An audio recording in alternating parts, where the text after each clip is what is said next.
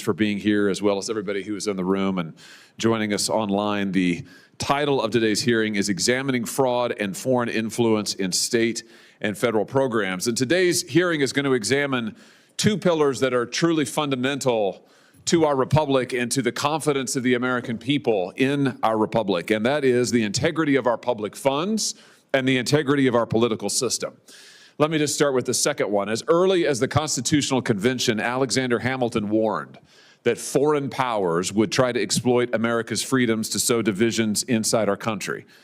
Threats from foreign influence, he said, should never be dismissed as idle or as hypothetical. And today we are confronting a raft of allegations and reports that foreign influence and foreign money is making its way into the American political system and is financing activities that is not only destructive, detrimental, and divisive, but also potentially illegal. At the same time, more and more Americans are rightly concerned about the use of their tax dollars and where their tax money is being spent around the country. You know, I've often thought, watching and reading reports here in recent months, that if you are a hardworking American taxpayer, if you're somebody who wakes up every morning, goes to your job, plays by the rules, pays your taxes, you must feel like such an idiot. I mean, you must feel so taken advantage of.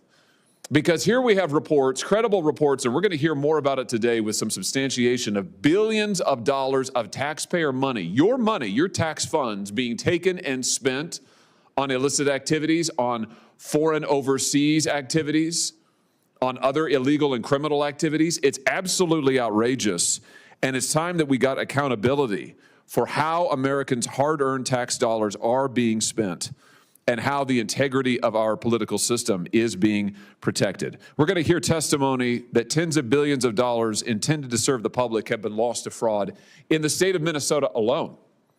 Organized criminal syndicates stole COVID-era disaster money to the tune of billions of dollars, and since then they have defrauded money from every single federally funded program in the state of Minnesota.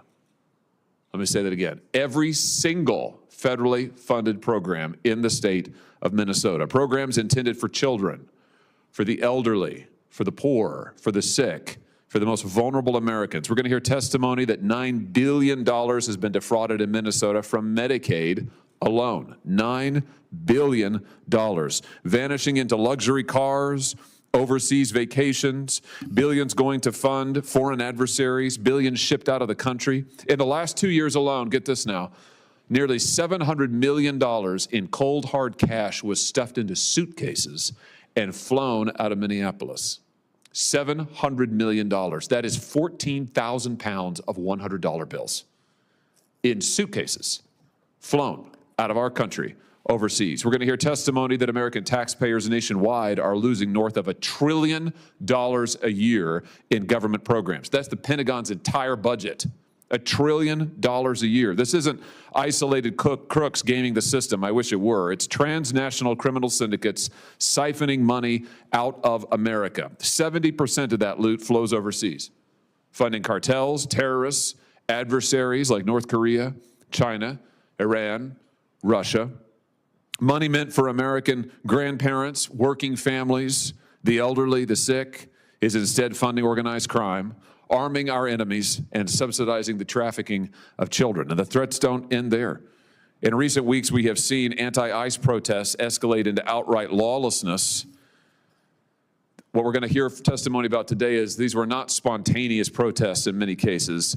It's manufactured chaos. And who is behind it? Dark money networks and foreign actors, some of whom have ties to the Chinese Communist Party. We're going to hear testimony that these activities are funded and coordinated by a dense network of nonprofits and foreign-linked actors who use layer upon layer of pass-through entities to hide the money trail. A classic dark money laundering, to take foreign money and foreign influence and to dump it into our political system. It's sort of like Riot Incorporated.